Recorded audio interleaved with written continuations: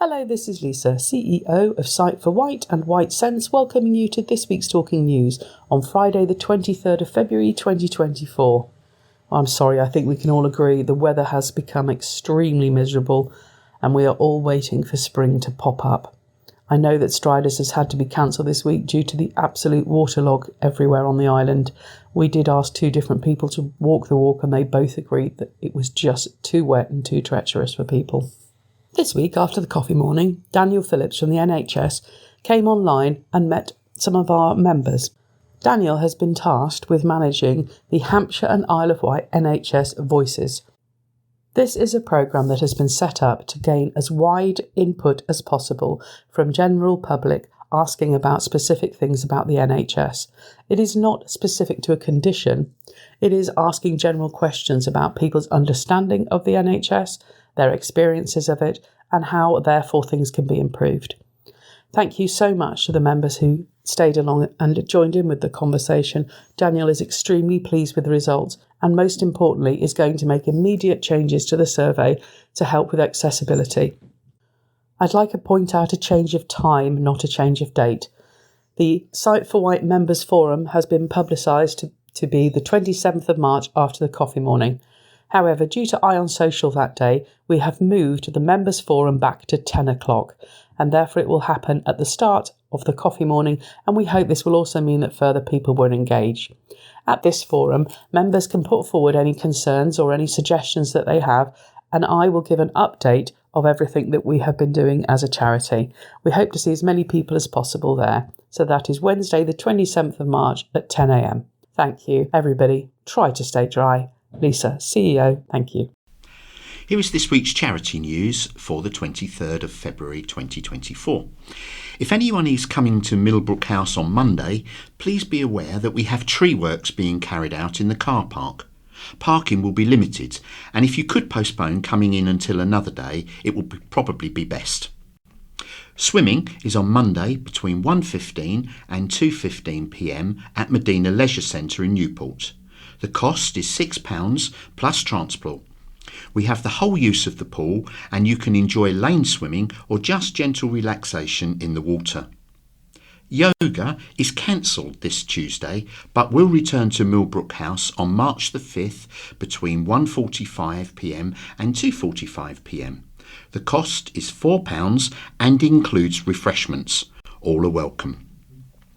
Our God's Hill Coffee Morning is next Tuesday, the 5th of March, and this is held at the Old Smithy in God's Hill between 10:30am and 12pm. Everyone is very welcome. Our weekly coffee and chat is on Wednesday at Millbrook House between 10am and 11:30am. The cost is £2, which includes coffee and cake. Staff are always on hand to help with any inquiries and equipment will be available to try out. Thursday is Mix and Mingle. This group meets between 10:30am and 2pm every week. Booking for this group is essential and at the moment there is a waiting list for people to join. On Wednesday, our Ion Social group is welcoming Rachel from The Gift to Nature. This group is open to everyone, so please come along. It starts at 2pm at Millbrook House. Please come along and support us. Family, friends and neighbours are very welcome. Refreshments afterwards will be served. Our knitted Easter egg covers are arriving now at Millbrook and will be on sale from March the 1st at the suggested donation of £2. If anyone would like a basket of chicks, we can always gift wrap for you if you call the office. Our monthly 100 Club has spare balls available. If anyone would like to buy a ball, it is £2 per month or £24 for the full year. The more balls in the draw, the higher the prize money each month. If you would like to take part in our monthly draw, please call the office, and this is part of our fundraising activities. If you would like to join any activity or want more details, please call the office on 522205. Hi, this is Steve reading a story from the Isle of Wight Radio, headlined, Spend a Penny, Pay to Use Toilets Planned for Yaverland Beach Car Park. Public toilets at a popular Isle of Wight beach could be replaced by state-of-the-art but pay-to-use facilities. Currently, the toilets at Yaverland in the public car park are free. In new plans from Sandown Town Council, approved at its meeting earlier this week, members agreed to get a loan to provide new facilities at the popular site opposite the Wild Heart Animal Sanctuary. The Town Council has agreed in its budget for the next financial year to include the provision for a £250,000 Public Works Board loan to replace the Yaverland toilets. It would be repaid over 12 years, with repayments costing around £27,000 a year. The Council agreed to provide the facilities through a new unit, similar to those it recently opened at Eastern Gardens further round the bay, but with a different facade. A spokesperson for the Town Council said they hoped they could be installed and operational in time for summer 2025. The toilets would be provided by Danfo, with one disabled cubicle and 3 standard unisex ones with 2 external showers. Other work is still required before the toilets can be installed, including design specifications and securing planning permission. The Town Council has recently agreed to increase the fees to use public toilets in Sandown to 50p all year round, instead of falling to 20p in the winter. Hello, this is an article from the Island Echo, read by Sue. Police officer cleared of gross misconduct after alleged use of force against child. An Isle of Wight police officer who was accused of using excessive force on a child has been cleared of a gross misconduct, but has received a written warning. PC Stuart Pearson, who has served with Hampshire and Isle of Wight Constabulary for more than 15 years, attended a public misconduct hearing in Southampton this week in relation to an incident that occurred on the 21st of June 2022, as previously reported by the Island Echo. It was alleged that the officer used excess force on an 11-year-old boy as he attended the home address of the youth to complete a community resolution order. It was said that this fell below the professional standard expected in relation to use of force and authority, respect and courtesy. However, the panel holding the misconduct hearing has ruled that the officer's actions against the naughty schoolboy, whose behaviour was described as unpleasant, were in fact justified. PC Pearson has been cleared of gross misconduct.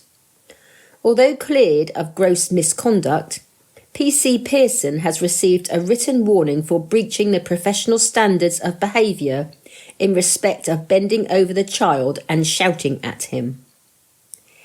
PC Pearson, who in 2017 was recognised with a Victim Satisfaction Bronze Award after receiving 6 or more positive pieces of feedback from victims of crime, has apologised for his actions. Ventnor Town Council sets 9% council tax increase. From the Isle of Wight Radio, read by Lee. Ventnor Town Council agreed to increase its precept council tax by 9% for the next financial year at its budget meeting last night, Tuesday. This was reduced from 11.2% proposed in the agenda papers after Ventnor West councillor Ian Bond proposed that the council anticipate a further staff savings during the early part of the year and use these to cover some of the project spend in the budget. Councillor Bond said there was widespread concern at the suggestion made at our December meeting of a tax increase of 16.6%, and I have been working with the Mayor and Finance Officer to try and bring this down. This is a difficult year for many residents, and I am pleased that the latest changes may have brought our increase down into single figures, and that we have dropped the town crier project that many residents felt would not be a sensible use of funds. We also need to work with Ventnor Fringe to renew and enhance the electrical supply in the park and cover the costs of the CCTV needed to protect our public toilets from vandalism. The agreed budget provides for the beach safety team to work through the summer and be lifeguard trained, CCTV for the Esplanade toilets, and renewal of the electricity supply in Ventnor Park. The VTC Precept Council tax for the next year will be £105.90 at Band D, compared to £170.57 for the current year. This is Den reading an article from Isle of Wight Radio. New door needed at iconic Needles Lighthouse as modernisation work continues.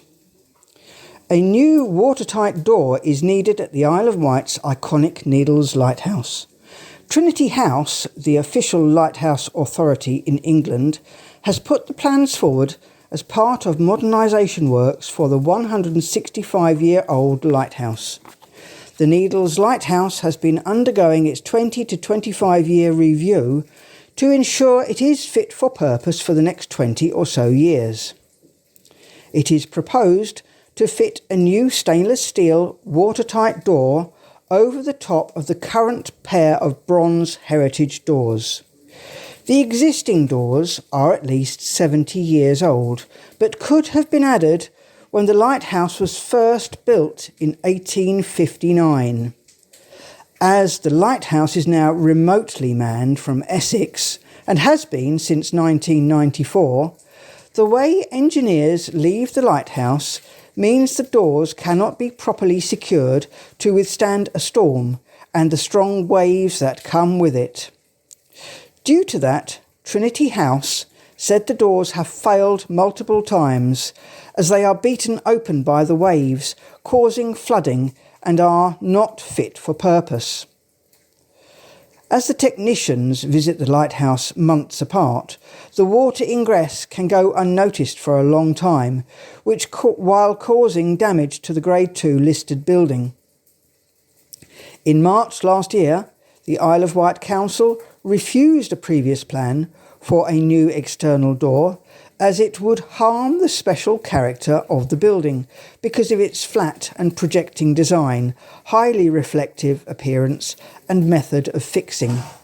Responding to the planning authority's concerns, Trinity House has proposed a flat door which would seal against the round structure of the lighthouse tower and mean it cannot be pushed open by the force of the sea. The door would be unpolished stainless steel and would be weathered throughout its life, becoming a duller grey colour, Trinity House said. A suggestion from the Isle of Wight Council was to add another internal door behind the heritage ones, but Trinity House said that would not be a viable alternative, as it means the doors would likely be damaged further and ultimately lost. You can visit the plans 23/022224 capital letters LBC on the Isle of Wight Council's planning register. Comments can be submitted until March the 16th. Hello everyone, this is Steve reading a story from the Island Echo, headlined, Is Sounddown an Arson Hotspot? A look back on the town's suspicious hotel fires. The public's attention has once again turned to the growing number of suspected arson attacks on hotels in Sandown, with no fewer than 10 serious incidents reported by Island Echo over the past 12 years. It's Saturday morning's Parkbury Hotel blaze that has reignited discussions on the state of Sandown and how many fires have been fought in the town in recent years. Some sites have been redeveloped, but others have been left derelict, an eyesore for the predominantly tourist town. Island Echo now takes a look back on the notable incidents involving suspected or possible arson. It's understood that no one has ever successfully been prosecuted for any of the fires listed. The Savoy in Avenue Road. In December 2011, just before Island Echo began publishing, a major fire ripped through the once grand Savoy, which saw over 50 firefighters from the Isle of Wight Fire and Rescue Service tackling the blaze throughout the night. It was one of the first incidents where Cobra was used by local fire crews. Police at the time said that arson could not be ruled out completely, but there was no evidence of foul play. The building stood in a charred and dangerous state until it was demolished in 2016. The site has remained a wasteland ever since. The Royal Cliff Hotel on Beachfield Road. It was back in October 2014 that the Royal Cliff in Sandown was destroyed by fire, with police treating the matter as arson. In total, around 25 firefighters tackled the blaze overnight, with nothing more than a shell left by morning. The site has since been redeveloped into luxury apartments. The St Moritz and Tarvik 2 on Culver Parade. It was in September 2018 that these two hotels were severely damaged by fire. The matter was investigated as arson, which led to a Portsmouth woman in her 60s being charged. However, the case against her was later dropped due to a lack of evidence that she had discarded a cigarette. Both hotels have been left untouched since the fire and remain a blight on the seafront landscape. The Esplanade Hotel on the Esplanade. A break-in back in July 2020, during the height of the COVID pandemic, led to a fire being started at the Esplanade. 2 sets of fire were located within the building by responding firefighters, but the incident was quickly contained. The hotel now has planning permission to be converted into apartments. The Ocean Hotel on the Esplanade. A devastating fire ripped through the ocean in May 2021, prompting an arson investigation. The blaze occurred just a month after the property had been sold. The former hotel remains an eyesore and is subjected to ongoing legal disputes between the owners and the local authority. There have been a number of small fires associated with the building since, such as in June 2023 and August 2023, mainly connected with squatters and children breaking in. The Grand Hotel in Culver Parade. The Grand has been subject to at least 2 fires in recent years, in late 2021 and a more significant incident in January 2022. Each time the fire has been contained to the rear of the Art Deco building, which is currently undergoing refurbishment. The Parkbury on Broadway. In July 2022, fire crews rushed to the Parkbury when smoke was seen issuing from the roof space of the derelict hotel. This prompted a joint investigation to be launched between the fire service and the police. Firefighters also attended a shed fire in the grounds of the hotel in April last year. It was just last week that the Parkbury, off the Broad Bay, was badly damaged by a blaze in the early hours. Bomb disposal experts were then called out when an aerosol can was found rigged with a fire lighter. This is the latest suspicious fire to hit Sandown, but will it be the last? Other fires in Sandown. The former Stonehaven Assisted Living Facility was targeted in May 2021, just a week after the Ocean Hotel blaze, with police treating the incident as arson. In September 2021, Hampshire and Isle of Wight Fire and Rescue Service attended a fire at Channel View Hotel on Royal Street. This was not deemed to be connected to any arson, with the fire starting in the hotel's laundry room. In April 2023, 59-year-old Andrew Turner was sentenced to 5 years in prison for arson after setting fire to his own Beachfield Road home in a bid to get revenge on his partner. Hello, this is an article from the Isle of Wight Radio, read by Sue. Health watchdog welcomes dental bus to Isle of Wight, but more needs to be done. A dental bus, which will visit the Isle of Wight in March, has been welcomed by a health watchdog, but the organisation says more needs to be done to fix the island's dentist crisis. Healthwatch Isle of Wight has revealed the mobile service will be here for a week every month starting from March, and will visit Newport, Ryde, Sandown and the West Wight. The island has lost 5 NHS dental practices in the past year, leading to what Healthwatch has called a huge reduction in care. The Consumer Champion says more residents are having to travel to the mainland to access NHS dentists, with others resorting to do-it-yourself dentistry. NHS Hampshire and Isle of Wight, which is in charge of commissioning dental services, is working with Dentaid, the dental charity, to provide the service. Treatment for eligible patients will be free. Healthwatch says it is pleased to be supporting the dental bus but has urged health bosses to go further. Joanna Smith, Healthwatch Isle of Wight manager, said, "We have been working tirelessly with dental commissioners to facilitate this additional service, but more needs to be done to reduce the inequality that exists, particularly for people on the island, where access is amongst the poorest in the region. We are very grateful to all those who have contacted us to share their experience, which has given us the evidence to highlight these serious issues." The Isle of Wight Council's Public Health Director was contacted for a comment, but a spokesperson said it was a matter for the Integrated Care Board. Waste recovery plant enters final testing some 5 years late, from the Island Echo, read by Lee. After a massive 5-year wait, final testing is underway at the Energy from Waste plant on Forest Road in Newport.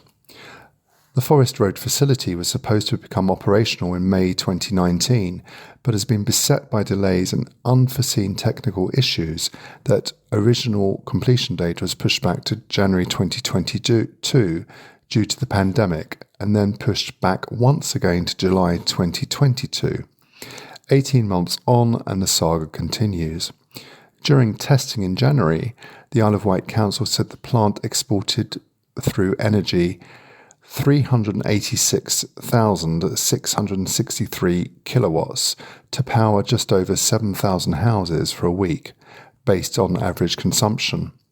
The aim of the plant is to use non-recyclable rubbish to generate renewable electricity continuously for up to 5,000 island houses. Work started to build the Energy from Waste plant in April 27, and the County Hall has confirmed it did not have to pay for the hold-ups. An Isle of Wight Council spokesman said the facility is now nearing completion and has undergone hot commissioning, which means it was tested and run under real conditions. Waste contractor Ferrovial used a test to optimise the required temperatures and the processing of waste-derived fuels. The final testing was supposed to be completed last autumn, as reported by the Island Echo in August. A spokesman for the Isle of Wight Council has said the final testing stage is underway and a strict process must be adhered to.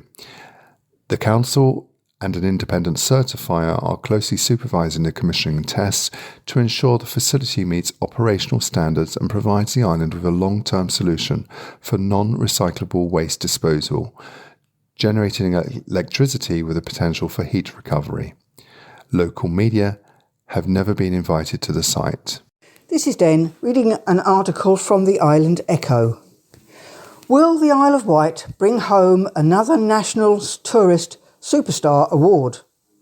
Islanders are being urged to take part in a national online vote to see a group of local enthusiasts named winners in the Visit England Tourism Superstar competition. Visit England's Tourism Superstar recognises the very best of those in the industry who provide an unforgettable visitor experience in England. Voting has gone live, which sees the Isle of Wight Ramblers representing all volunteer walk leaders of the Isle of Wight Walking Festival in the competition. The Isle of Wight nomination is the only entry in the south to have made it to the final shortlist and will be fending off competition from Gateshead, Bury St Edmunds, the Peak District, Leicester, Chipping Norton, Birmingham, Coventry, North Yorkshire and Lancashire. David Howarth from the Isle of Wight Ramblers has said, "We are delighted to be one of the 10 finalists in this national competition. We represent the many volunteers who make the Isle of Wight Walking Festival a real success. It's great to be part of a successful team." The winners are decided by a public vote during the next couple of weeks, so please do vote now. It would be a brilliant accolade for the island if we could be named Tourism Superstar for the 3rd time in 6 years. With just weeks until voting closes, time is short to get behind the island nominees. You can vote for your superstar at visitenglandawards.secure-platform.com. Will Miles, Managing Director at Visit Isle of Wight, has said, "I urge everyone to get behind the volunteer walk leaders and the Isle of Wight and vote in this incredible competition now. We are very proud to have had an Isle of Wight entry to the Visit England Tourism Superstar, especially given the history of the island's incredible record of Tourism Superstar winners in 2018 and again in 2020. What makes this year particularly fantastic is that the Isle of Wight nominees are representing all the local volunteer walk leaders of the Isle of Wight Walking Festival, who each year make the festival one of the best loved in the UK. It is particularly fitting that the Ramblers and volunteer walk leaders are nominated in this, the 25th anniversary of the Isle of Wight Walking Festival, and winning would be a fitting tribute to everyone who has made this event what it is today. Let's bring the Visit England Tourism Superstar Award home once more. Hi, this is Steve reading a story from the Island Echo, headlined, "Scriptwriter raised donation of £1,000 to Dover Park will fund books and drama stage." A donation of £1,000 has been handed over to Dover Park Primary School thanks to a bequest by Ray Allen, the famous Ride scriptwriter who penned Some Mothers Do Have 'Em. This kind act aims to support the school's ongoing efforts to provide the children with the best educational experience possible and to foster a love of reading. Ray sadly passed away a couple of years ago, but as he was so passionate in his belief that everyone should be able to read, he had left some funds for the school in his memory. His wife, Nancy, kindly raised further money to further enhance the donation. The funds will primarily be used to fund the purchase of new library books, ensuring that Dover Park's children will have an even wider range of reading materials to explore and enjoy. In addition, a portion of the donation will be allocated towards the renovation of the school's playground stage, creating a vibrant space for the children to engage in creative and imaginative play in their break times. To commemorate this special occasion, the children were treated to clips from the classic comedy show Some Mothers Do Have 'Em, which was written by Ray from his home in Haylands. The children's enjoyment was evident, bringing joy to all who witnessed it and a school hall full of laughter. Reflecting on this heartwarming experience, Nancy Allen expressed her hope that the funds raised can be used to further enrich the lives of the children at Dover Park. Dover Park School head teacher Mr. Kirby expressed heartfelt gratitude to Nancy for her exceptional generosity, stating, "This incredible sum of money will make a huge difference to the children at Dover Park, and we can't thank Nancy enough for her kindness and support." In addition to this amazing donation, Dover Park Primary School received an extraordinary contribution in the form of a signed photograph and 9 signed books from British comedian and author David Walliams, a friend of Ray and Nancy. This delightful gesture will undoubtedly ignite a passion for reading among the children as they delve into the captivating stories penned by Mr. Walliams. Hello, this is an article read from Sue from the Island Echo. Housing developers could be forced to contribute towards island's health facilities. The Isle of Wight Council is looking to force housing developers to contribute to local health facilities and is wanting your views on the proposals. The Draft Health Contributions Supplementary Planning Document, SPD, has been prepared in partnership with the Hampshire and Isle of Wight Integrated Care Board, ICB. It means financial contributions towards new health facilities, but not dentistry, could be collected from the new development. This draft document outlines how the ICB decide what improvements to health infrastructure may be needed in particular areas of the island. These improvements would be for infrastructure only, such as new or extended health premises and not health services, for example, recruiting more GPs. Under the draft SPD, the ICB will use evidence relating to the following issues to help calculate whether contributions are required: the capacity of existing health facilities in an area, current patient list sizes, size and space standards for new health facilities, the cost of building new health facilities. The draft SPD then identifies how the amount of money a developer may have to pay towards these improvements is worked out, and also what size of new development may have to pay. Councillor Paul Fuller, Cabinet Member for Planning, Waste and Flooding, has said, "One of the main comments we hear from a lot of people is that we don't have adequate medical facilities, such as GP surgeries, to support new development." This draft document, prepared in partnership with colleagues at the NHS, sets out how and when new developments will be expected to pay towards the new health facilities. I look forward to people sharing their thoughts so we can bring a final SPD back to Cabinet in May, when we can start using the document when making planning decisions. The consultation will run until Tuesday the 2nd of April 2024, and more information can be found at www.iow.gov.uk/environment-and-planning. Comments can be submitted by email to policy.consultation@iow.gov.uk or by post to Planning Services, Sea Close Office, Fairley Road, Newport, PO 302QS.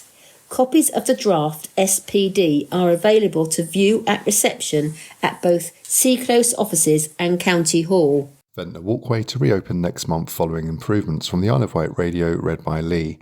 A project to install new safety railings at Ventnor's Rene Howe Walk is nearing completion, with a footway due to reopen to the public as scheduled on March the 8th.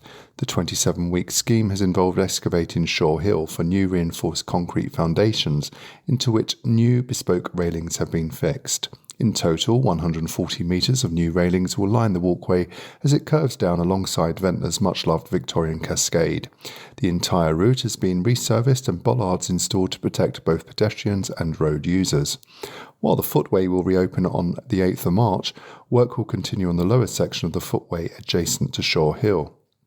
This is due to recent wet weather delaying the pouring of concrete, leading to the postponement of the manufacture and installation of the bespoke railings along this section.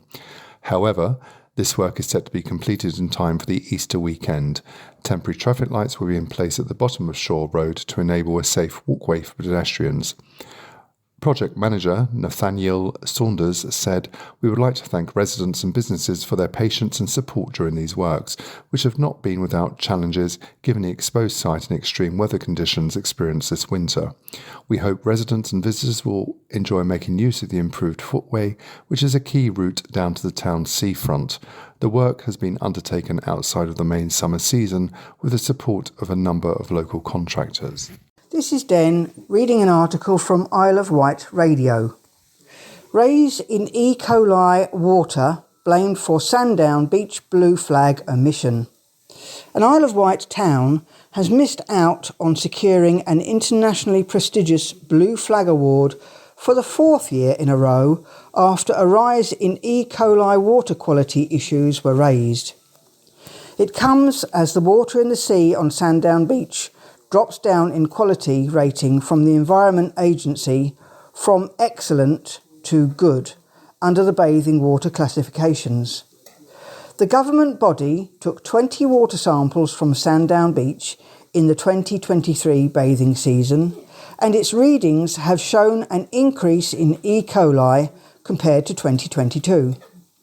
Sandown Mayor Alex Lightfoot confirmed the council had been advised it would not secure the Blue Flag Award this year, so did not submit an application.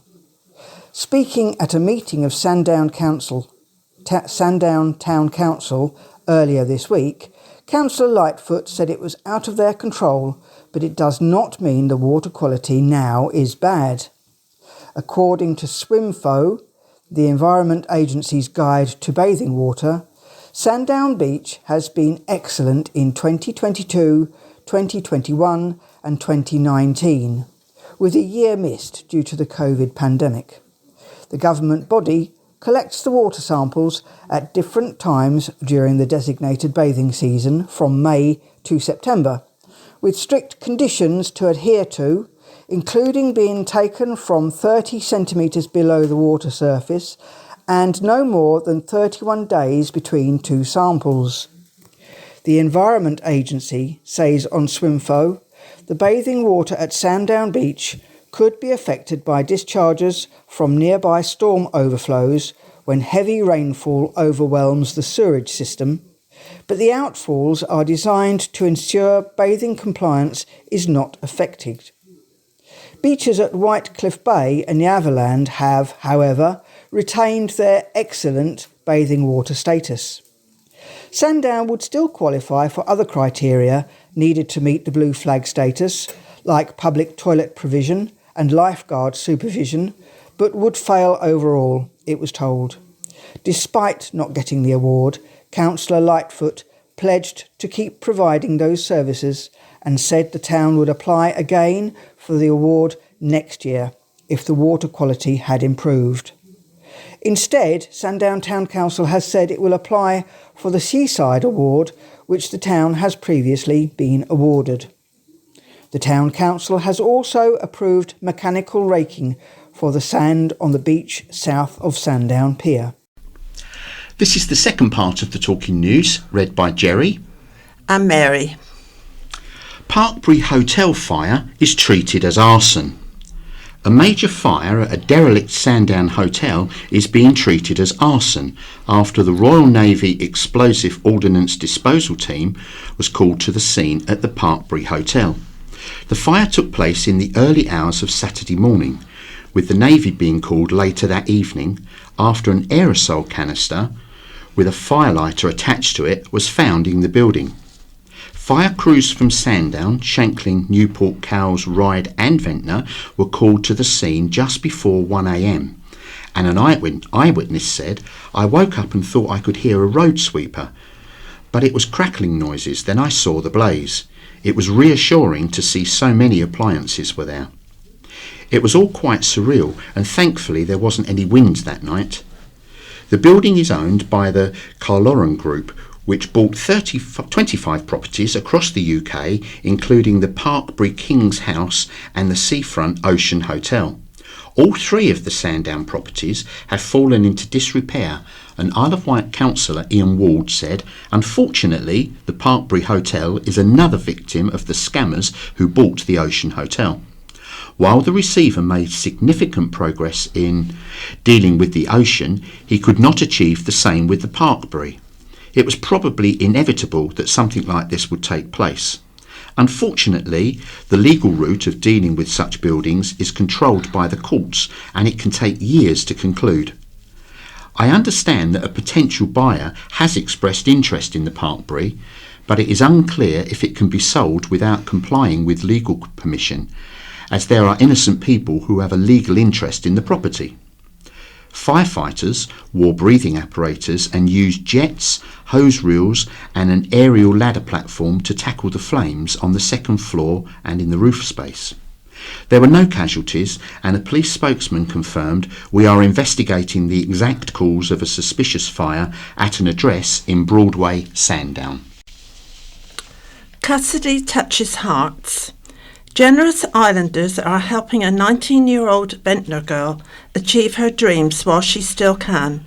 Cassidy Lee from Ventnor has been told that she has less than a year to live.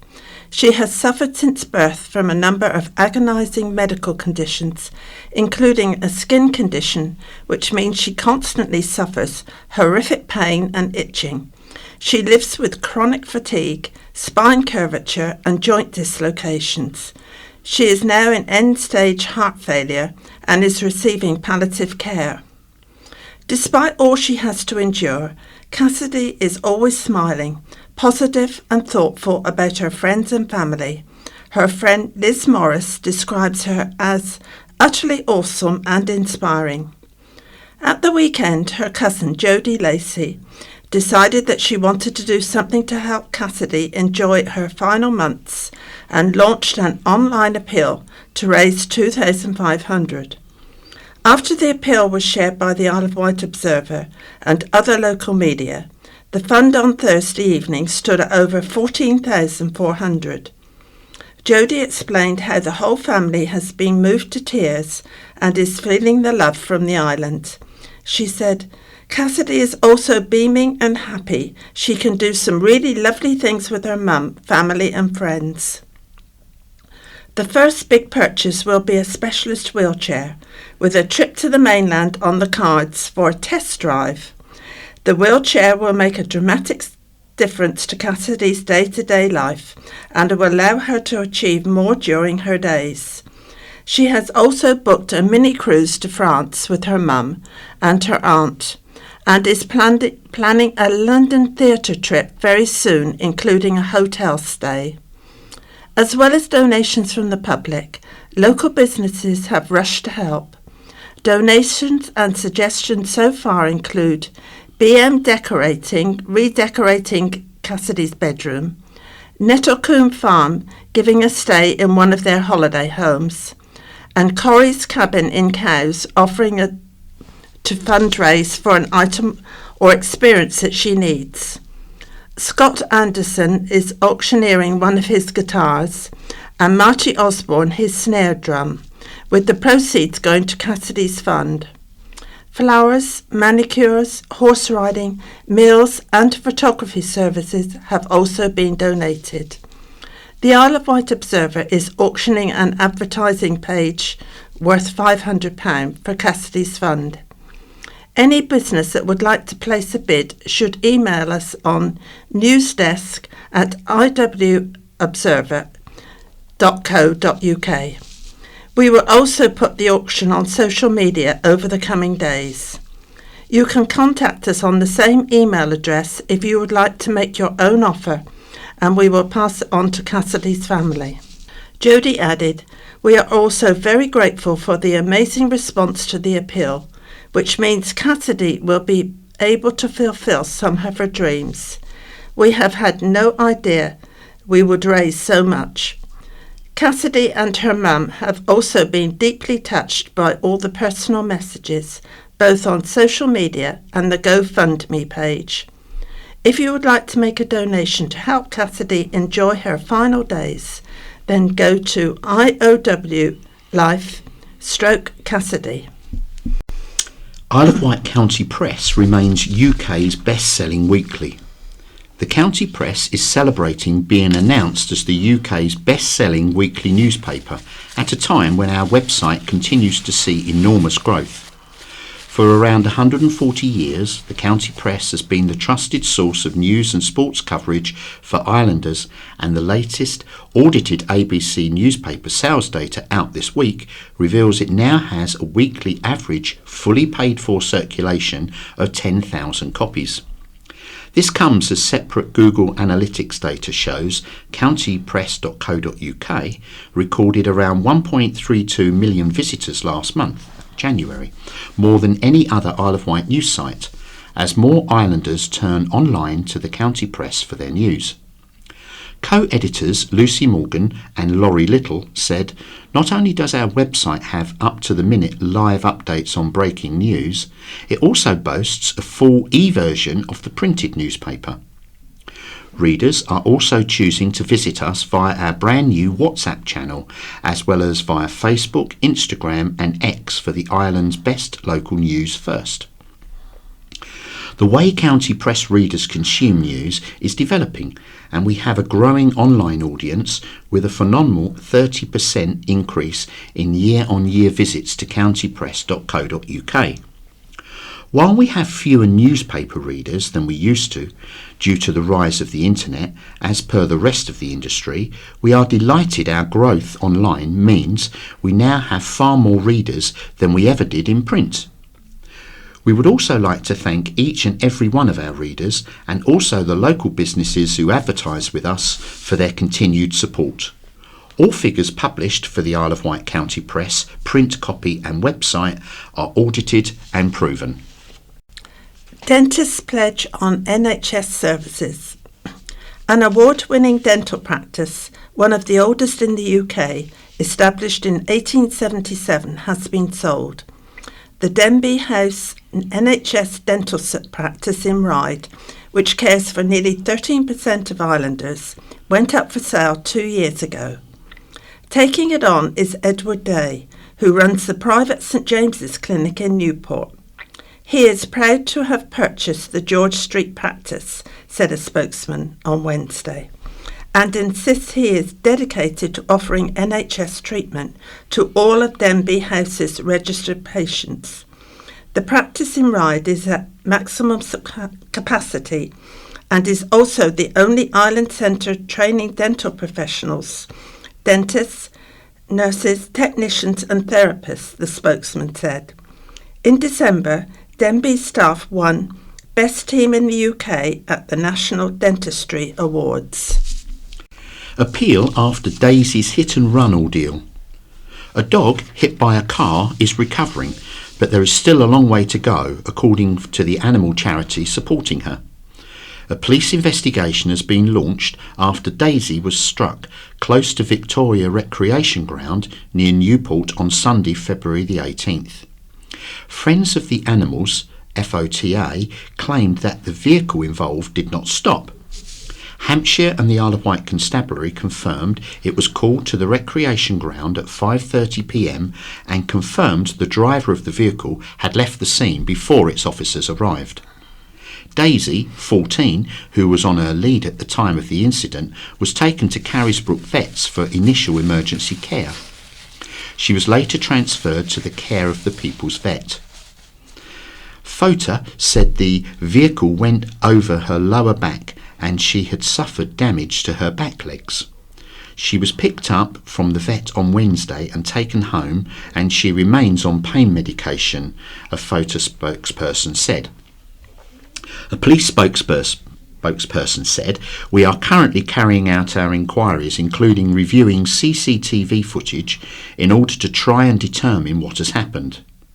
If you can help police with their inquiries, call 101 and quote the reference number 442400720084. Any contribution towards Daisy's treatment would be very much appreciated," said FOTA. On Wednesday, Daisy's veterinary bill stood at £1,733. Call FOTA on 01983 522511. Beauty spot scarred in latest case of fly tipping. The Isle of Wight Council has labelled the latest case of fly tipping as environmental vandalism after fridges and freezers were dumped in a lay-by at Adgeston near Brading. On February the 5th, it was revealed a number of items had been fly tipped on protected and conserved land off Brading Downs Road. Now, just days later, yet more appliances have been dumped, this time in a lay-by near Upper Adgeston Road, close to Bullies Hill. Natasha Dix, the Isle of Wight Council Service Director for Waste, Environment and Planning, said, "It is disappointing to see yet another case of fly tipping. There is absolutely no excuse for it, and it amounts to environmental vandalism. It blights neighbourhoods and the countryside, is a threat to local wildlife and livestock, is a source of pollution and a danger to public health. It is unacceptable and a continued unnecessary burden on taxpayers and the local community. If you recognise any of these appliances and paid a private waste carrier to collect them, please contact the council to report this. We would like to remind people that fly tipping can be classed as anything from one bag of household rubbish to several van loads of construction material. If it is dumped on land that does not have a licence to accept waste, it is fly tipping and it is illegal. Anyone caught fly tipping could be ordered to pay a £200 fixed penalty notice, or the case can be taken to court where they face an unlimited fine or even imprisonment. Residents can check whether a company has a waste carrier's licence on the Environment Agency website. We know the island has one of the lowest rates of fly tipping in the southeast, but we need the public's help to keep it that way. One important way to do this is to make sure, when using a waste company to remove waste from your property, that they are registered and licensed waste carrier. The site where the appliances have been dumped is part of a designated national landscape, land that used to be known as an area of outstanding natural beauty. Albion Hotel set to reopen. 2 West White beauty spots have revealed good news this week, with confirmation that a hotel and cafe on the coastline will be open this summer. The Albion Hotel, Freshwater Bay, has told the Isle of Wight Observer that it aims to be open by June the 1st, while the Bay Cafe on Totland Pier is looking to open at the beginning of March or the beginning of April. However, hopes that the Pier by Seasons restaurant at the end of Totland Pier will open this spring have been dashed, with the opening date put back. Last October, the Woolridge Group announced plans for the restaurant to be opened in May 2024, but the company has since announced it is to appoint administrators after almost 50 years in business. Mark Craven, Hotel Director of the Albion, confirmed, "We will be open to the public on June the 1st, if not before. We are 10 days behind, but our builders, who have been working full-time, say they will make that up this week. It's been a huge project, more than we expected. We didn't think we would have to rebuild the whole building and all of its roofs. We have new heating and rewired it, and done this with all our heart.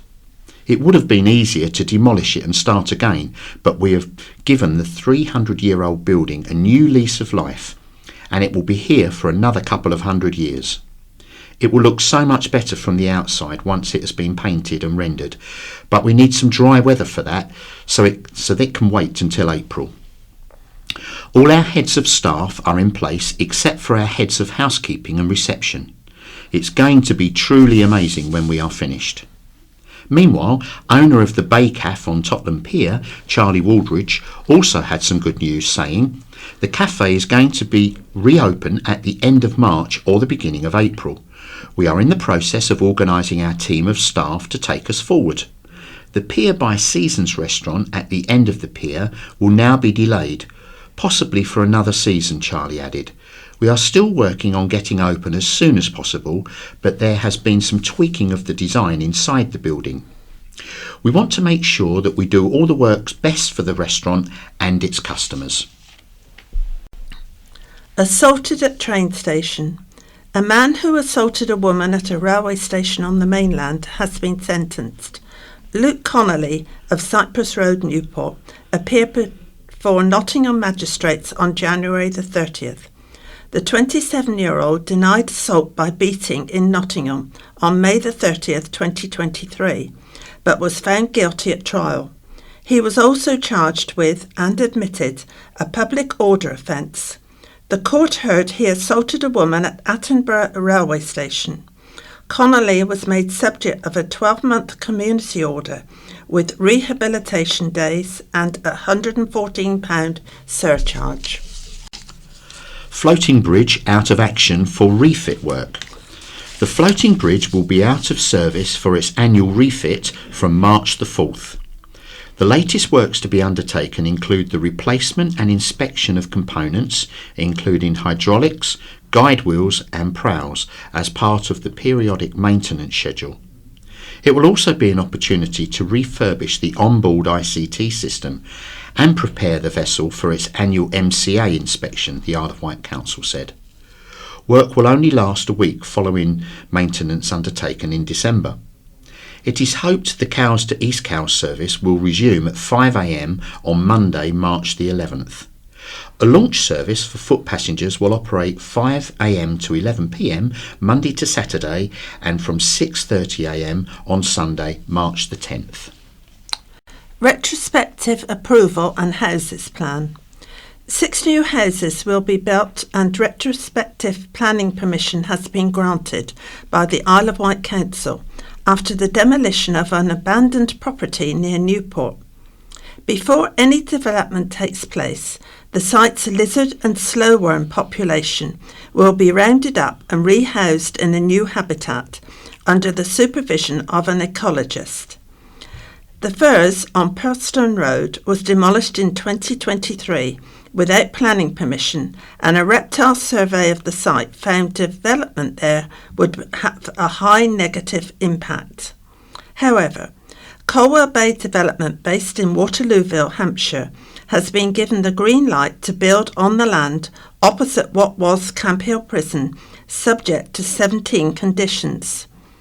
One nearby resident objected, saying it would have an adverse impact on Parkhurst Forest and its wildlife, would urbanise a rural area and would cause potential drainage issues.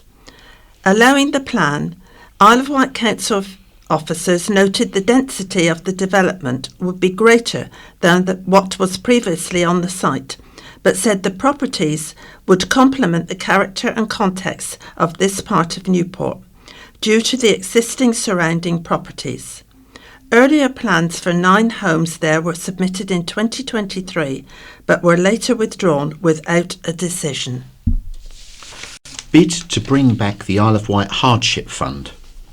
The leader of the Isle of Wight Council wants to reinstate the local authority's Exceptional Hardship Fund, which has helped more than 1,000 vulnerable islanders since it was introduced.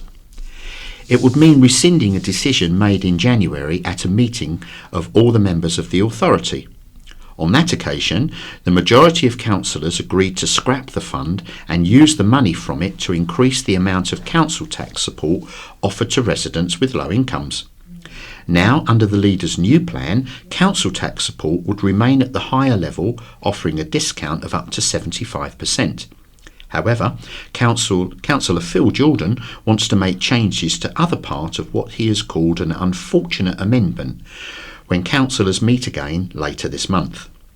Speaking last week, Councillor Jordan said his cabinet of leading councillors is in favour of getting the best support available to the island's most vulnerable residents.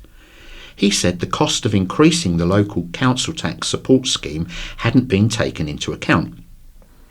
The Discretionary Exceptional Hardship Fund gives extra financial support to islanders who are eligible for the council tax support scheme and who are facing additional genuine hardship. When the fund was first started, the Isle of Wight Council set aside more than £200,000, but it was slashed to £50,000 the following year and has remained that size ever since.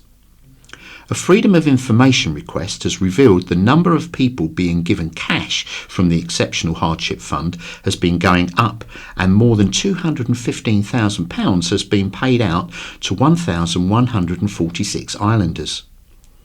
In 2022-2023, the authority went over its allocated budget with 282 successful applications, sharing £54,747. Between April and December 2023, 271 applicants had come forward to ask for more support. Of those, 150 applicants shared £44,292. In January, the much-debated amendment was proposed by the leader of the Conservative group, Councillor Claire Modsell, and it was supported by 21 councillors against 14 who opposed the plan and 1 abstention. To fund the agreed change, County Hall had to find an additional £366,000, which meant the Exceptional Hardship Fund was removed. Seafront apartment plan turned down. A major redevelopment of a dilapidated building in a prominent position on Cowes Seafront has been rejected by the government's planning inspectorate. Planning permission for Hamlet Court was refused and should not be demolished if the building can be retained, the government body said. Developer and partial freehold owner Hamlet Court Regeneration wanted to pull down the nearly 200-year-old building and replace it with 2 luxury villas.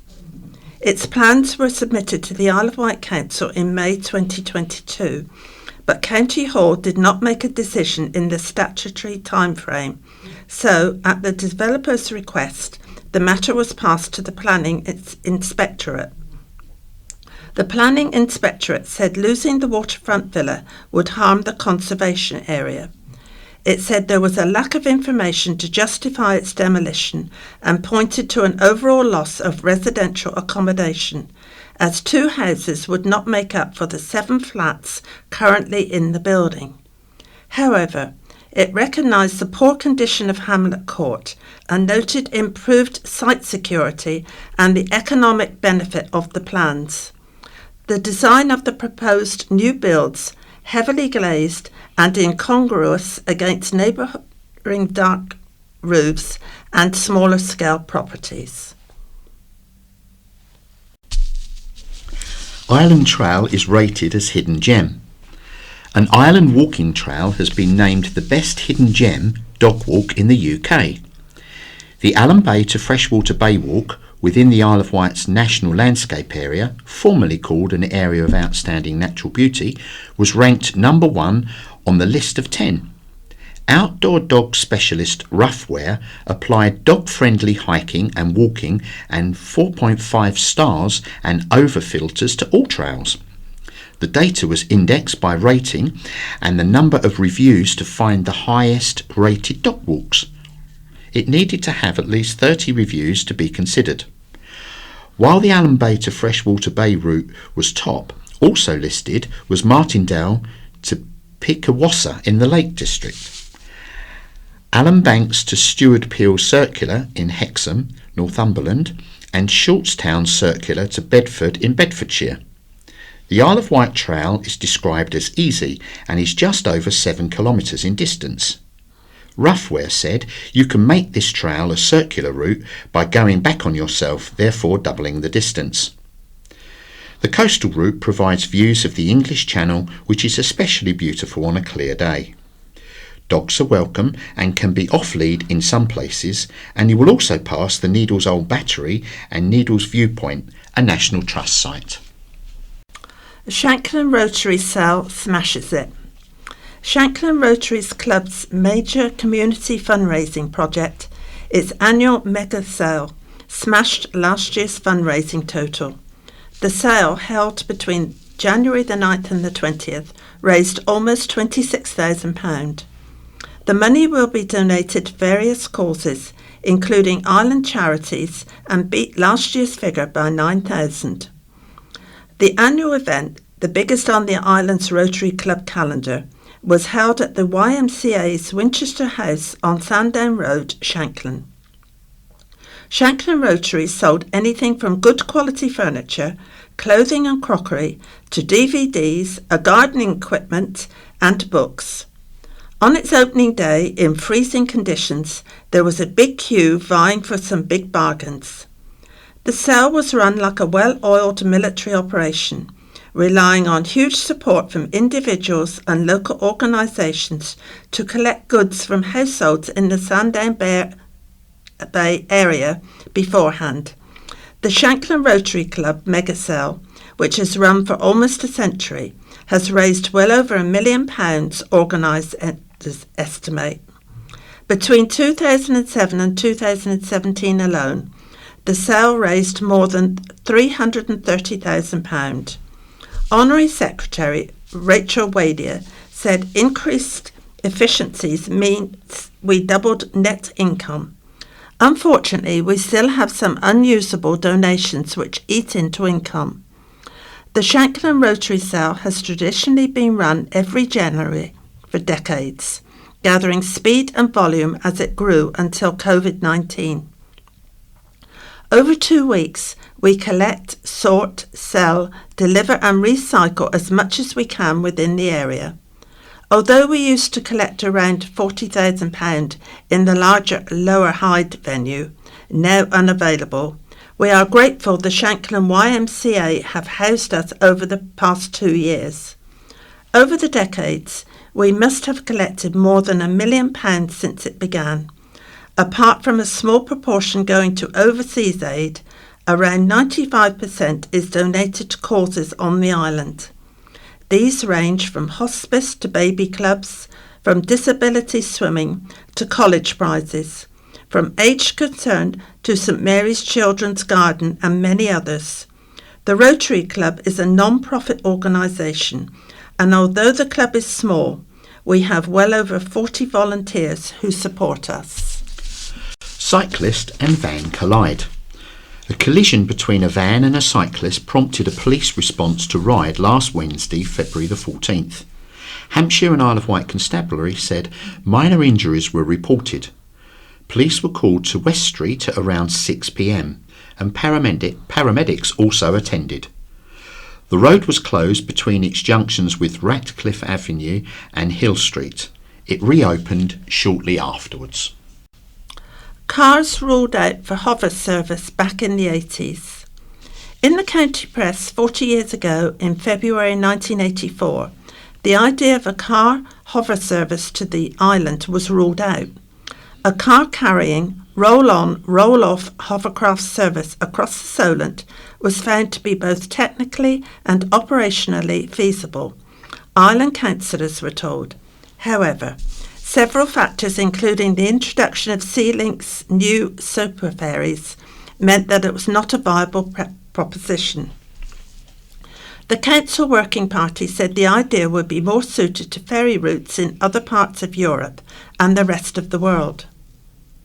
In other news, hoteliers and owners of places of interest were being urged to support a new scheme for cut-price air charter packages holidays to the island from the continent and major UK cities from 1985. On the front page, the newspaper said that works to a sewer problem would alleviate traffic issues along Fairley Road in Newport. There had been traffic snarl-ups in the mornings while works were undertaken. One injured in a collision. A person escaped with minor injuries, police said, after a crash on the main road between Sandown and Brading on Saturday, February the 17th. At around 7 p.m, a report of a collision on Moreton Common saw a call-out for emergency crews. The incident involved a single vehicle, a grey Peugeot. An eyewitness saw a vehicle in a hedgerow near Greenwood Lane. Car in field. A car left the road and ploughed into a field near Kelbourne last Friday morning. It is understood the vehicle, a silver VW Golf, left the road and went through a hedge near to the junctions with Brook Road and Dobpits Lane off Middle Road. It's believed it was travelling in the Newport direction at the time at around 7 a.m. The road remained open. There were no injuries. Pony throws a rider in dog attack drama. An appeal for information has been launched after a pony was reportedly chased by a greyhound on Apley Beach Ride on Saturday, February the 17th. Donna Skeldon was riding 12-year-old pony Georgia at around 9:30 a.m. when she said a greyhound attacked. She said, "We were galloping across the beach and a greyhound just came flying across and attacked Georgia's legs. I came off, still holding the reins, and tried to beat the dog away. Eventually I had to let go for safety, and that was it. Georgia was gone." Georgia's owner, Louise Mills from Binstead, said it was horrendous. Georgia was bucking and that caused Donna to fall off. Donna was left bruised and tender by the incident. "I got up to the gate on Apley Lane and a holidaymaker gave me a lift," said Donna. "It was terrifying trying to calm the horse and get the dog away at the same time, and it all happened so quickly."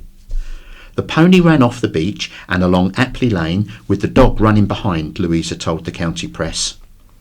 She and Donna drove from Metalstone and found Georgia near Puckpool Park, very stiff, very shaken up. "The dog was gone by the time we found her," Louisa said. "She was coming straight at us and it looked like she was going home. It was really scary. We put our car across the road and I managed to jump out and grab her. She was so fearful. Normally she would stop, but I had to chase her for a while. Luckily she doesn't seem to be seriously injured, but now we will have to see exactly how she is." Louisa's husband Steve said a left turn would have put Georgia on Marlborough Road, and who knows what would have happened. Louisa says she wants an apology from the dog's owner and has called for pet owners to keep dogs under control. Ryde Beach lifeguards were among those who tried to step in to help. If you have any information, you are asked to call 101 and quote INC-2024 0217-0604. Temporary bus changes. A temporary bus timetable for Southern Vector's Route 3 has been introduced due to the ongoing closure of Leeson Road, Bonchurch, following the landslide in December. Passengers using the bus route will see times changed by up to 5 minutes to accommodate the altered route. Services between Shanklin Dash Hotel and Chimney Steps remain suspended, and the nearest stops are Ventnors Trinity Church and Shanklin Community Centre. Fun at the 5th Isle of Wight Story Festival. Comedy star Alistair Beckett-King and best-selling author Kes Gray were among top names at the 5th Annual Isle of Wight Story Festival. The festival featured workshops and hands-on experiences aimed at bringing literature to life for young audiences. The event had Mock the Week's Beckett-King chatting about his children's detective series, while Oi Frog author Kes Gray hosted a book signing. The festival shone a spotlight on local talent, which featured Horsebox Theatre's sold-out performance of Vincent and the Mermaids, based on Ireland authors Jules Mariner's book. School children were entertained by a songwriting workshop, a talk on graffiti art, and Kate Weston speaking about her murder mystery novel. Julian Doyle discussed the legendary Monty Python films and the editing process, and was interviewed by BAFTA-nominated filmmaker James Clark. Further highlights included poet John Hegley, who sang quirky ukulele songs, as Ireland-based artist Neil Layton drew illustrations. Festival favourite Kieran Larwood appeared alongside Gerald Dickens, the great-great-grandson of Charles Dickens, who shared winning stories from a school competition. There was a presentation by Francesca Simon, creator of the Horrid Henry books, and a classic character sketching class by author Harriet Muncaster. The packed programme also included Ireland musician and author Simon Whitworth's presentation of his debut novel, together with workshops ranging from Indian dance to model making and musical storytelling. Festival organisers promise a 6th event next year, with details to be announced soon. Council tax hike one step closer. A near 5% council tax increase is a step closer for Isle of Wight residents. The Isle of Wight Council's leading cabinet members have approved budget proposals for 2024/2025. If the plans are passed, the potential increase in council tax could see the average Band D resident pay £1,908.39 a year towards services. The Alliance Administration's plans include increased fees for cremations and marriages, reduced hours at the council's contact centre, and £400,000 used to fund highway drainage schemes to reduce flooding. The proposals will have to cross the final hurdle, a meeting of all 39 members of the Isle of Wight Council on Wednesday. It is likely alternative plans will also be submitted. Council leader, Councillor Phil Jordan, said this year's budget is a change to previous ones. He is billing it as a more positive approach. Councillor Jordan said money has been committed to providing affordable homes, a freeze on parking and floating bridge charges, and to providing cash to discount travel for islanders crossing the Solent for NHS hospital treatment and appointments. Councillor Ian Stevens, the finance lead, said, "The Alliance's budget looks after today and the future as well," and he said the group's members had come up with a robust budget in challenging times, which shows our prudence and responsibility. Councillor Stevens noted an extra £3 million which has been handed to County Hall by the government, recognising the extra cost of delivering services here. But he said although the extra cash helped the medicine go down, but did not solve the issue, a report by the local authority claimed £28 million is needed to offset the cost of being offshore. Councillor Stevens warned things may get worse before they get better, which means councillors need to make sure County Hall is resilient and has the financial headroom it needs in its reserves. As part of its budget plans, the council has had to factor in a £1.2 million structural deficit, which will be covered from the authority's general reserves saving pot. And now we have white memories and nostalgia. Village's quiet and quirky life. Alverstone, it is fair to say, is not terribly famous. It once had a railway station, it once had a mill, and it is undeniably a very pretty village, but that's about it really. As for the mill, that was closed just after the end of the First World War, when imported cheap grain from Canada started to be ground in a huge mill on the quayside at Southampton Docks. Pre-war, there were nearly 30 working mills on the Isle of Wight, but Solent Mills has halved that number by 1920, Alverstone being among one of the casualties. As for the railway, the line from Newport to Sandown opened in 1875. It went bankrupt before it opened and never made a penny first nor last. As the local media correctly predicted in 1878 that the people of Horringford might wish to visit the people of Blackwater was reasonable and proper to suppose, but the railway company could not really expect them to do it often enough to make the line pay. The line closed in 1956. In April 1959, Jennifer Lowell, 14, a pupil at Fairway County School, Sandown, wrote a letter to the county press from her home, Anzac Farm in Alverstone, detailing the virtues or otherwise of her village. Her letter is a witty masterpiece and appears here virtually in all its entirety. It reads, "Alverstone is just a small village, roughly about 3 to 4 miles from Sandown. If you were to go by the small bus, but if you walk along the tattered railway line, you could take about 20 minutes and the distance is just over a mile. In 1954, rumours spread that the train would be taken away and the station would be closed down. This has proved true, and we are now greatly honoured by a small coach which the bus company call a bus." The bus service is dreadful. We have 8 buses a day and we have no buses at all on Sundays. So instead of going out, we have to stay at home and watch the television. There was once the old mill, but is no longer used now. By the mill runs the River Yar. This is one good point we are very proud of.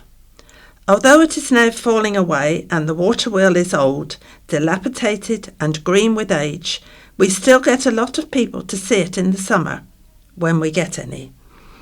On the river are boats which the public can hire and enjoy perhaps an hour's boating or more. We are known as a farming village, although there are only 7 farms around about, and there are only 23 houses, of which 2 are empty. We have the huge population of 73. In the summer, Alverstone tea gardens are open, but even they close at about 7 o'clock. The people of Alverstone are no people for drinking beer, and so there is no pub. The nearest one is either a nice walk to Lake, to the Stag Inn, or a walk to Newchurch. On Thursday nights there was once a club for the young ones, but that has been closed down as there was not enough people that went. We had great fun and played different games, including table tennis and darts, while the male of the youth played billiards and snooker, while others danced modern, rock and old-time dancing. Every Tuesday night there is a whist drive at 7:30 p.m, and the old folk turn up from as far away as Ryde, Shanklin and Lake. There was once a post office at Alverstone, but that has been taken away, although we still have a letterbox. By now, you may think we are not very modern, and we walk about holding candles. But we have electricity, and also we have 3 road lights, 2 of which are in working order. The houses in Elverston are mainly old, and from the outside they all look it, but inside most of them have been redecorated. We have one market gardener who is kept very busy, as he has to supply some flowers for the whole of the village folk. The oldest resident is Mrs. Plumley, who is 87. If you want to know any more, you must come to Elverston and see for yourselves what a quiet place it is, but at the same time see how friendly we all are. My View, Vector's View by Charles Lansley, Shankland's second homeowner. The council will be voting on Wednesday, February the 28th, whether to double the council tax for the second home owners. There are many on the island who will not be able to stay if this goes ahead. With the present council tax and the high ferry prices, it is only just affordable. A doubling in tax will just make it unaffordable for many who will then be forced off the island, reducing the expected revenue. Not all second-time owners have pots of cash.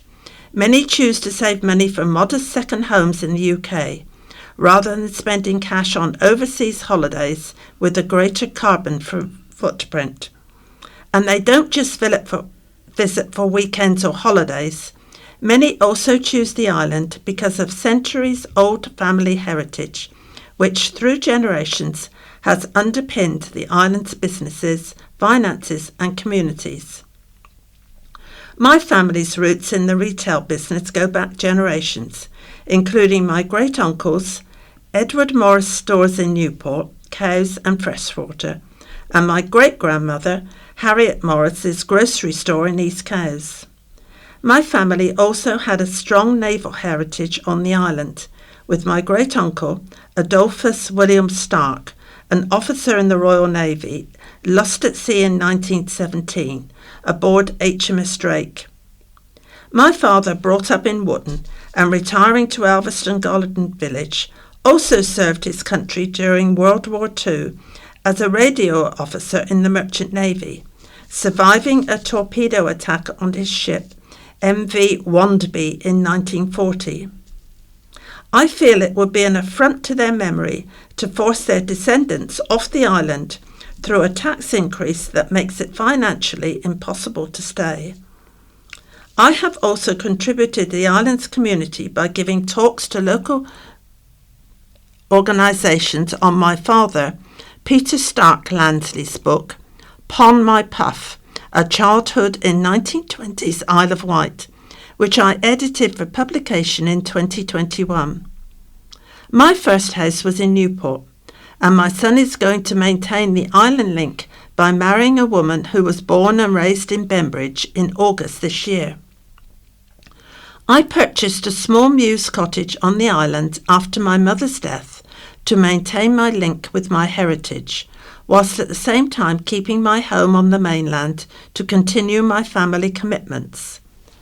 The house had been on the market for more than 6 months when I first viewed it, so I did not deprive any island residents of the opportunity to buy it.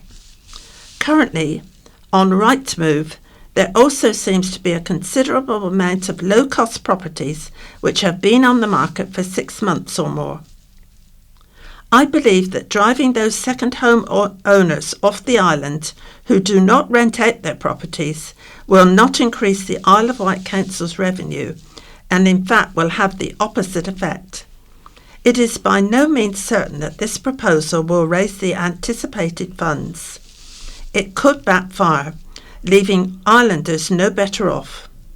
I therefore strongly urge councillors to vote against this proposal on February the 28th, so that those second home owners who spend time on the island every month of the year, contributing to island life and its economy, will not be unfairly penalised or worse, driven off the island altogether.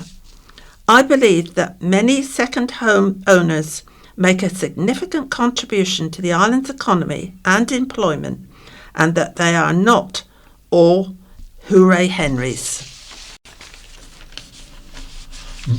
Public information now. Planning rules are better, but we need to act, says Bob Seeley MP. I was out last week in the Camp Road area of Freshwater chatting to islanders about what I believe is an inappropriate development there. And it got me thinking that it would be a good time to explain what's been happening in housing. We won a major victory late last year working with the government to improve planning policy. Islands such as the Isle of Wight can now more easily argue for exceptional circumstances should councillors decide to do so. That means in future two things can happen. We can protect more of our countryside and we can focus on building for islanders. I believe we should take this opportunity to rule out large-scale, low-density greenfield development. They are wrong for the island. Instead, we can plan for small-scale, greener developments in existing communities for islanders. Other new rules planners need to pay greater respect to. The character of an area and houses built need to be attractive, so an end to ugly developments. There is also increased protection for agricultural land and more focus on brownfield sites in cities, which should mean less pressure on the countryside. On the island too, the Isle of Wight Council is using cash made available by this Conservative government to buy brownfield sites for affordable housing. Islanders also say to me people need somewhere to live, and I agree. By arguing for exceptional circumstances, we can focus on building for islanders. So yes, I want the island to have lower housing targets to protect our landscape, but I want almost all housing built to be housing for islanders who are struggling to find somewhere to live. It's been my goal to deliver a planning system which is community-led, environment-led, and which drives regeneration, a system which is better for the island. Councillors now need to decide to act. I have no doubt that there will be opposition to change, but this is where councillors need to show leadership and insist on producing a plan which is better for our natural world and better for islanders too. I have yet to meet an islander who does not believe the island should not have special circumstances. I hope councillors remember that when they decide whether to argue for the island's unique and exceptional circumstances. What's on? Arsenal legend to talk about career. Arsenal football legend and renowned Sky Sports pundit Paul Merson is gearing up to captivate island audiences with a live and unscripted interview later this year. The exclusive seamless entertainment event at Newport's Matina Theatre promises an unforgettable experience for football enthusiasts and admirers of Merson's illustrious career. During the live interview, Merson will provide a candid glimpse into his life, both on and off the pitch, sharing career highlights and inner perspectives on the world of football. Audience members will also have the opportunity to engage with Merson during a dynamic question and answer session. Adding to the excitement, the event will feature a selection of sporting memorabilia celebrating legends past and present, along with a charity silent auction. During his career, he bagged 21 cups for England and represented the nation at Euro 92 and the 1998 World Cup. Beyond his on-field exploits, Merson has carved out a distinguished career as a pundit and commentator for Sky Sports, offering insightful analysis and commentary to millions of viewers worldwide. Scheduled for October the 21st, visitors can enjoy a VIP meet and greet session starting at 6 p.m, followed by an intimate live interview with the show host from 7:30 p.m. Tickets are available now from the Matina Theatre website. See the dinosaurs. There is free entry to Dinosaur Isle Museum in Yaverland on Sunday from 10 a.m. until 4 p.m. The last admission is at 3 p.m. See new finds from local fossil collectors and take part in lots of exciting activities and exhibitions. Free parking. Shanklin Theatre. Sunday the 25th of February at 7 o'clock, David Suchet. On Friday the 1st of March at 7:30 p.m, The Story of Guitar Heroes. On Wednesday the 6th and 7th of March at 7:30, Mad About Musicals. Tuesday the 26th and Wednesday the 27th of March at 6:30, Monster Mayhem First Act. Diabetes drop-in. On the fourth Wednesday of each month from 10 a.m. to midday, Diabetes Group Isle of Wight are hosting a Gurnard drop-in support group for people living with diabetes or anyone who cares for someone living with the condition. It will be at All Saints Church in Gurnard in the garden room to the left of the church entrance. Letters. Lavatories are vital in town. By Edward Lyon from Sandown. What on earth is the point of spending a fortune on improvements in Ryde if there isn't a single decent public lavatory available in town? The Portaloos are better than nothing, but why is it taking such an age to build the new lavatory block, and why is the men's lavatory at the top of the town permanently closed? Also, it is all poshed up at the Esplanade and there's a great walkway up the pier, but is the shanty town at the pier head over the station and ferry entrance being removed, or is it to remain as our welcome to tourists? Why doesn't the council find a company willing to open up their lavatory to the public, like the superb one at Seaview Hotel? I presume the hotel gained something for doing so. Perhaps Wetherspoons, for a consideration, were considering opening up their excellent ones too. It does guarantee they are kept open and not likely to be vandalised. I never know why the Co-op one is so frequently closed. I don't know where they expect their cafe customers to go after their coffees. Surely there are many restaurants and hotels on the island willing to join in with such a public-spirited action. After all, many of our residents and loads of our much-needed visitors are on the elderly side, and good, well-maintained lavatories are an enormous plus for encouraging their return. Heidi Nightingale writes about extreme pressure. I feel compelled to provide a glimpse of the extreme pressure Isle of Wight coroner Caroline Summeray is under. Mrs. Summeray very kindly rang me a couple of weeks ago to explain the reasonings behind the delay to my husband's inquest. My beloved husband Graham unfortunately died in a motorbike accident on May the 21st, 2022. His inquest is still to take place, despite nothing untoward having been found, nor any litigation taking place. I have inquired a number of times as to why. Last year, my contact was apparently having to constantly chase the police for the investigative report. A lovely lady took my last call and said she would make inquiries. The report was sent last September, some 16 months after the accident. Until the coroner's office received this report, nothing can proceed. Imagine my surprise when Mrs. Summeray rang me one evening. I explained how I was wishing to merely find some answers, and she opened up about her challenges. I write this as a widow who is desperate for closure, but also who firmly believes in all sides of stories being heard. As a footnote, Graham's inquest is not likely to be heard for quite some time yet.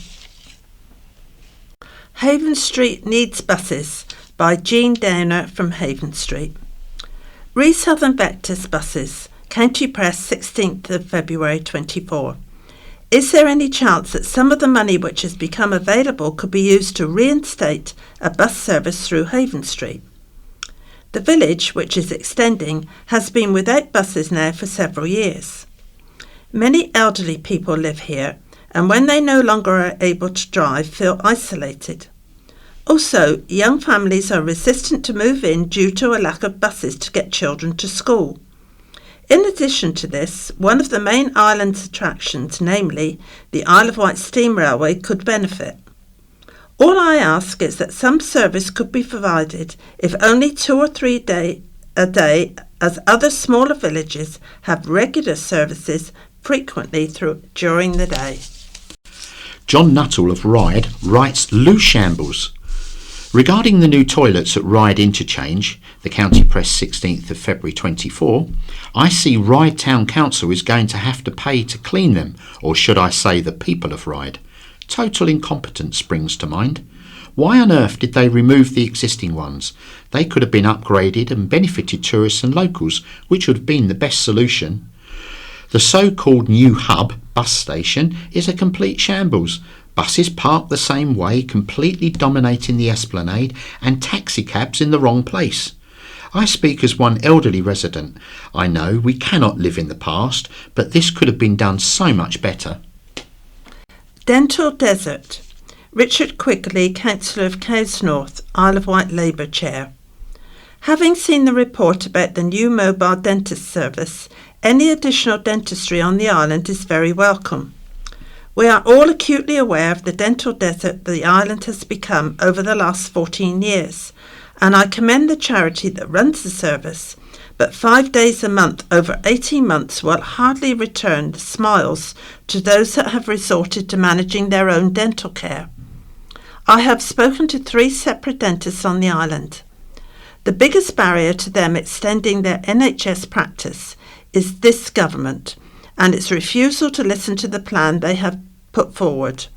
MP Bob Seeley had the chance to vote in favour of Labour amendment to provide 700,000 additional NHS dentist appointments, a detailed workforce plan and targeted recruitment for communities like ours that need them, along the reforming the NHS dentistry contract so everyone that needs an NHS dentist can get one.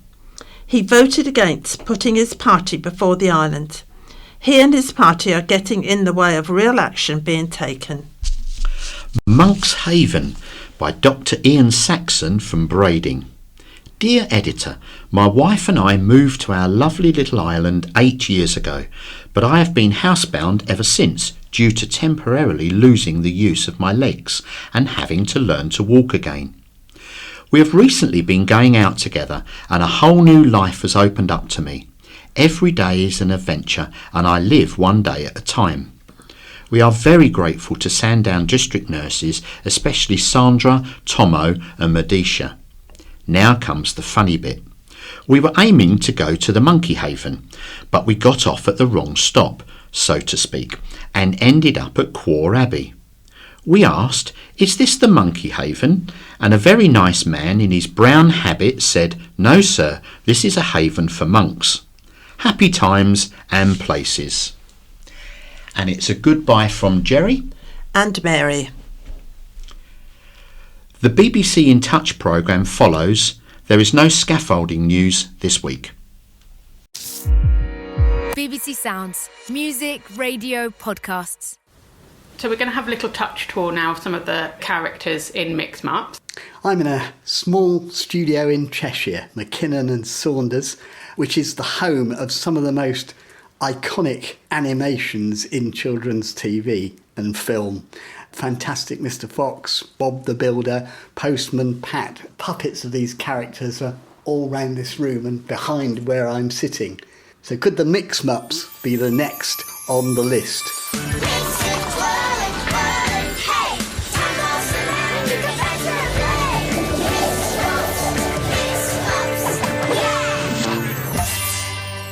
The Mix Mups are the creation of Rebecca Atkinson, who is also the executive producer of the show. So first of all, we're going to start with Pocket the Bear. I'm going to hand you Pocket the Bear. She's about 9 inches tall. Oh, yeah. She's a blue bear with curly What's fur. this thing hanging down? Oh, is that her white cane? She's quite tough, so you don't need to worry I've just about knocked her her going over. like that. So Pocket the Bear is partially sighted. She's got tunnel vision, which is the same as me. So she has got glasses on, very wide glasses with tiny little stars on the corner. And then she's carrying a white cane. So my white cane's got a pink handle. So this white cane has also got a pink handle. Right, so it shows up well. Yeah. Presumably, yeah. And then she's got tiny little pockets on her body, which you might be able to feel just here and here. There's 3 of them. Yeah, I've got one. Basically, I designed this character because I felt that visually impaired people like to know where things are. So she is a VI character who's got pockets so she can keep all her things safely around her and know where things are. If you want to, you can manipulate these joints. You can feel inside that there's an armature, which is like a skeleton that's got ball and socket joints in it, and that allows the animators to move the limbs just a fraction, take a photo, move it another fraction, take a photo, and then when you put all those photos together, you've got the magic of animation and movement, and they come to life. Right. And obviously anyone who uses a white cane knows about the kind of the click-clack opening of the white cane, you know, when you drop it and it goes click, clack, click, click, clack. Do you mean that? That's it. That's we all the know click, that clack. sound very well. Yeah. You've got in your hand a full-size, your white cane. I'm now going to pass you a miniature version of a folded white cane. It doesn't unfold, so it's a solid model. Right. And part of the reason I wanted to put a white cane on is because there is a lot of stigma around using white canes, and I know when I needed to start using one, I felt a lot of feelings about using a white cane. So I just wanted to normalise it for children, because I know that also there are children who could benefit from using what is essentially a wonderful tool of mobility. Indeed, I'm very fond of my white cane. Yeah, but people Can I don't. hand this back to you? Yeah, sure. There you go. So this is the next one, which is sort of slightly unfolded, so you can feel it click-clacking out there in the next stage. So if you take a photograph of each of these in Pockets' hands, then they animated put them all together, and it appears to unfold just like a real one. I'm Pockets the bear. I have a guide dog called Yapette, who helps me get around safely and not bump into things I might not see. Yapette has brown fur, a funny red clown nose.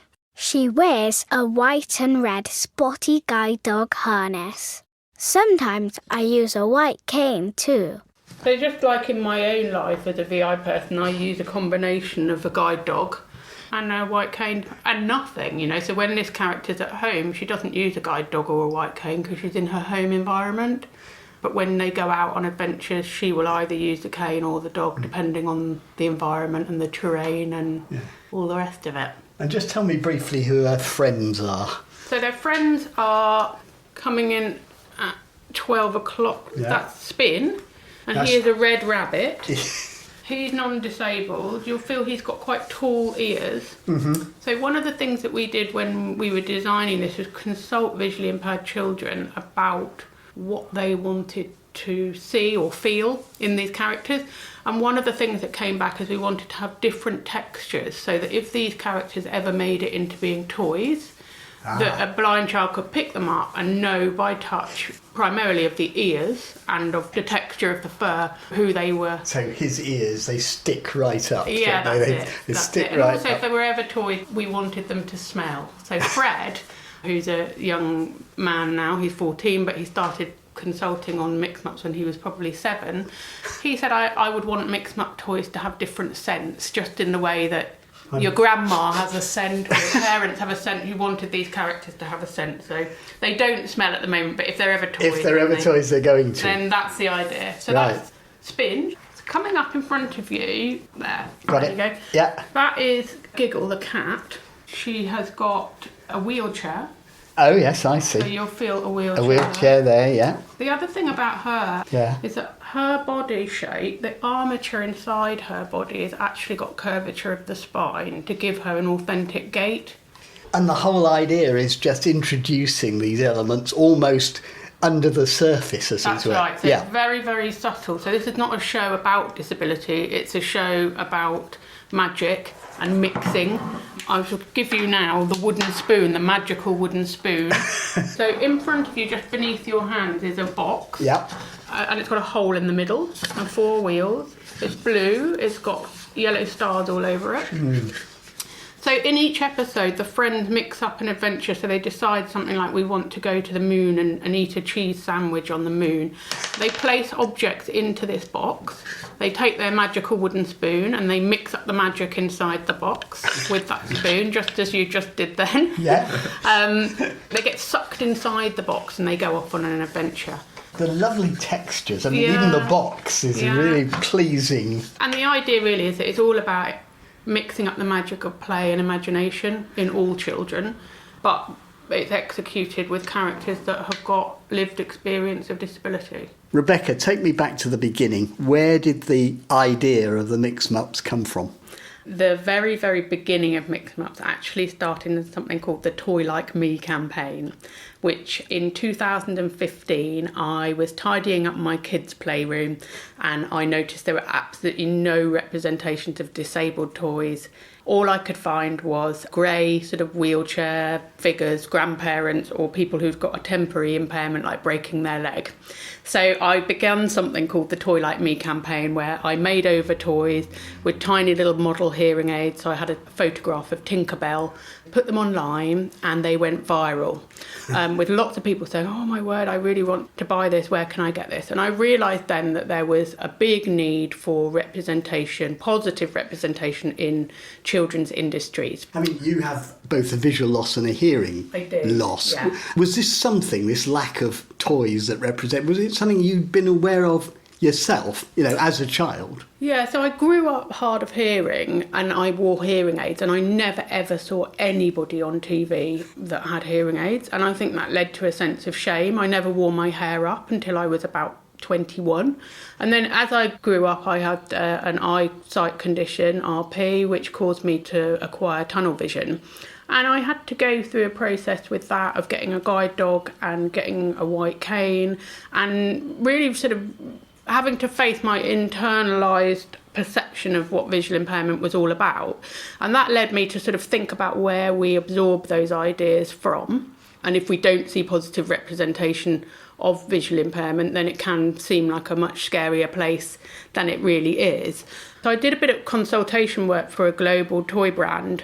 But what came back after quite a lot of very creative consultation was one of their characters with dark black wraparound glasses as a visually impaired person. And at that point, my heart sunk because that is an enduring stereotype of blind people.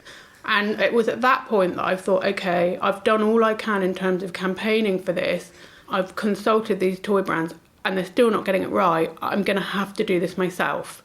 What I really wanted to look at and really dig down into storytelling and why representation keeps building the same narrative generation after generation. I wanted to find something that was universal.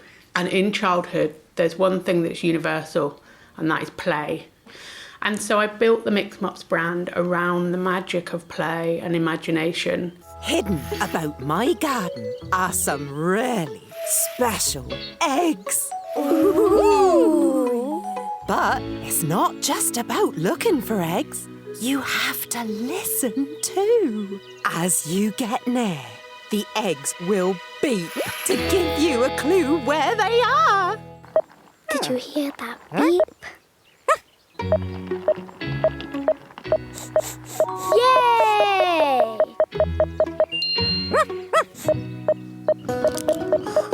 And another! Mix 'em Ups is the only disabled-led brand. And so it speaks from the community with a lived experience and an authenticity. There isn't anything else out there like that. And you've told me about the actual physical being of these animals, but what is the idea that you're really trying to get across? I don't think there is one idea. I think there's multiple ideas. But one of the taglines that is in the show at the end of each episode when they find a solution to the problem is that the Lucky Louver bird, who's the adult figure, she says, yes, there's always another way. It's a metaphor really for problem solving, but it's also a metaphor for disability living, because for me, living with a disability is about innovation. It's about always looking for a different way to do things. Yeah, I mean, I watched the one about them having races and they all raced in slightly different ways. Yeah, so that episode, it's kind of a sports day episode. I won! You're too fast, Giggle. I'm faster than you because I've got wheels. Maybe this is just a race that Giggle is really good at. Perhaps it's time for a different kind of race? This is the beanbag race. You need to be slow and steady to win this one. Woo! I'm the winner! Oh, that's not fair. Pockets weren't even going very fast. Well, sometimes it's the most careful person, not the fastest, that wins. In traditional storytelling around disability might be told as in, oh, well, the more able people hung back and allowed the disabled people to win, and isn't that nice, and aren't they virtuous by doing that?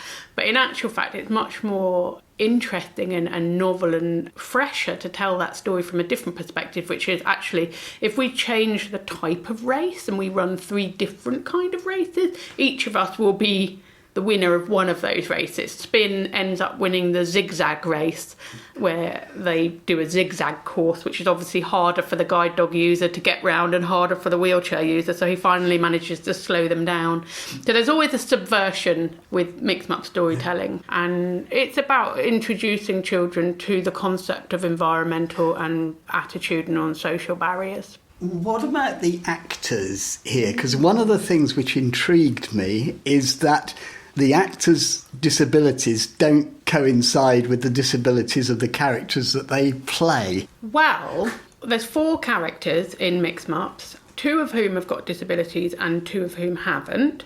But it was really important for me to cast the entire cast using disabled actors.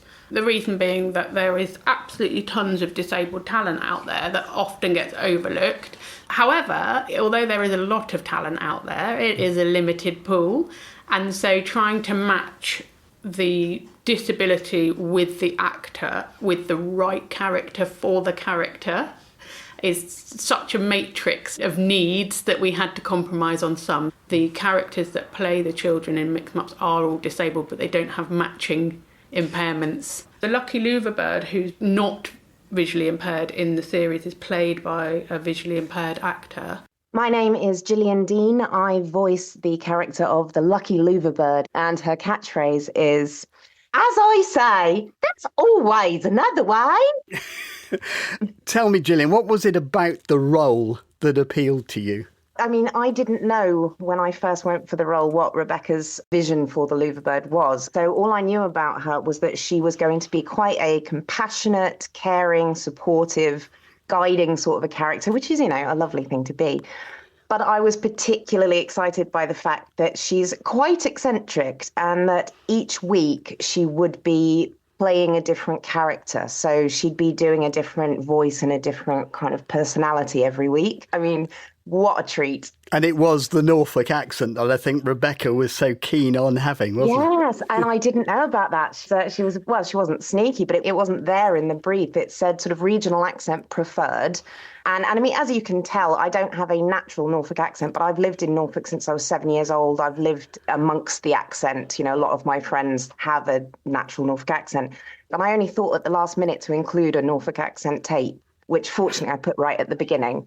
Now, your character, the lucky louverbird, doesn't have a disability. You have a visual impairment. Some of the other actors have disabilities, but not the ones that correspond to their characters.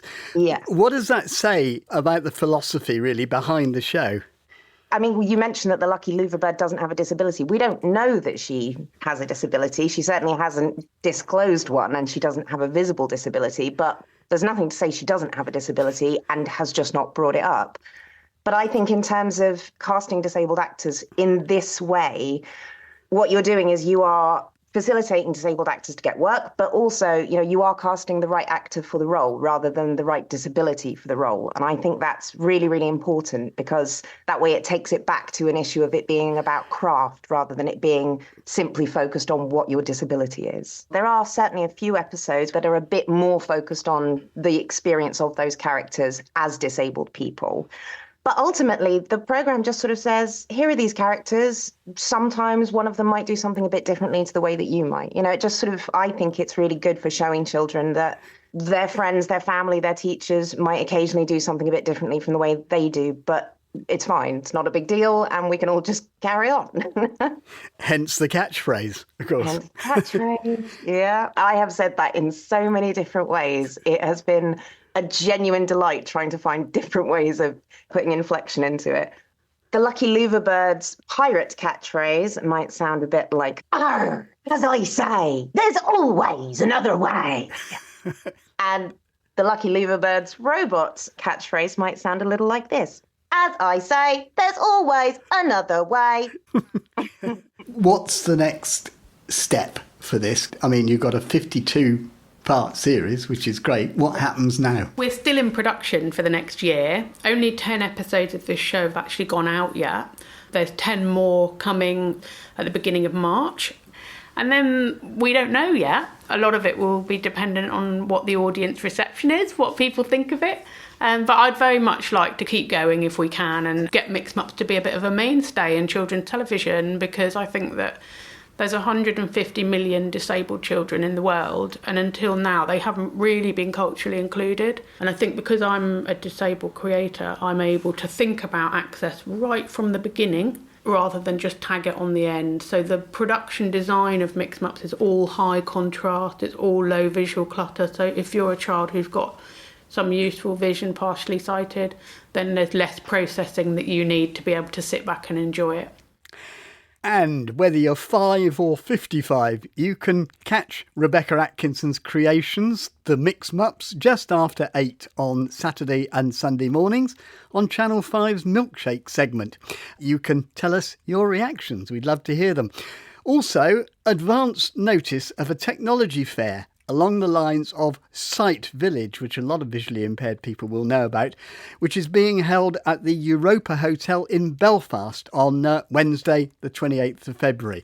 It's believed to be the first of its type on this scale in Northern Ireland, with a whole range of technology and other services for visually impaired people on display. And we're planning to be there as well. And we'd also be happy to hear of any stories relating to visually impaired people in Northern Ireland that you think we should be covering. You can email in touch at bbc.co.uk. You can leave voice messages on 0161 836 1338, and there's more information on our website, bbc.co.uk/in touch. From me, Peter White, producer Beth Hemmings, the Mix Mups team and studio managers Tom Parnell and Carwyn Griffith, goodbye.